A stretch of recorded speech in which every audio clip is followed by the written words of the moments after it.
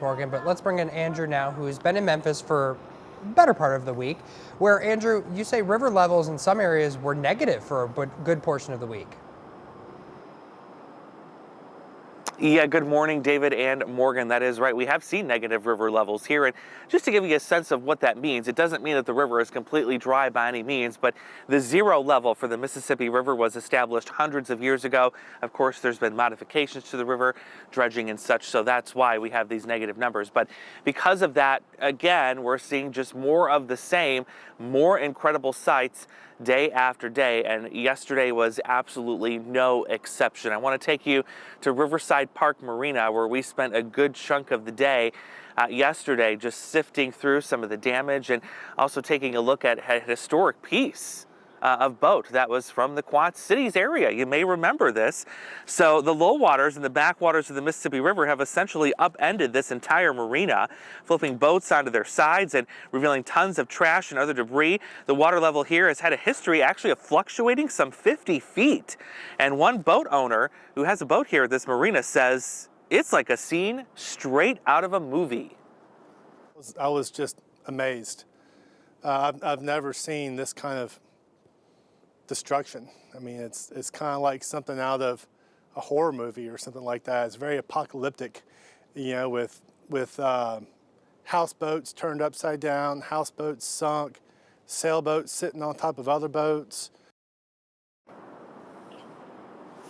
Now, Crone says he has not seen any damage to his specific boat, but definitely you're seeing some damage to other boats there. Now, coming up in the 6:30 half hour, we've got an exclusive interview with the owner of Riverside Park Marina, where the Diamond Lady Riverboat Casino currently rests, and it's in bad shape. However, she's going to tell us a little bit more about what happened, why this riverboat casino sank, and why she thinks once the water comes back up, it will actually float again.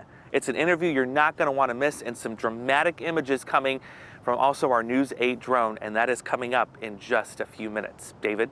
Andrew, that word apocalyptic from your interview is just ringing in my ears a little bit, just to show, and that video definitely does show that.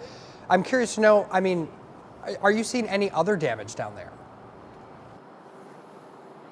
We are certainly seeing just a lot of trash and debris in addition to the boats that have been damaged. You notice some of those boats were capsized. What was also interesting too is there are homes in that marina that are floating on the water. Some of those homes, because the water level is so low, they're actually tilted to one side. So there's about a dozen or so, maybe a little bit less than that from what she was telling us, people that live there. So there's also the concern for their safety as well, in addition to the property damage from the boat. So there's a lot going on. Certainly a lot on her plate, and we could definitely tell that as we were speaking to her yesterday. And do any boat owners plan to try to move those boats? I'm sure it's probably difficult, being that there really isn't much to the river right now. Oh yeah, it's nearly impossible right now. We were asking Crone, who we just spoke to there a few moments ago, if he plans on either waiting this out or is he just going to give up and start moving the boat somewhere else. And he said, given its location, it's impossible to nearly pull it up the steep hill because the water is so low. So for right now, the majority of these boat owners just going to wait it out and pray for some rain. David? All right, Andrew, thank you. It is now 6:06.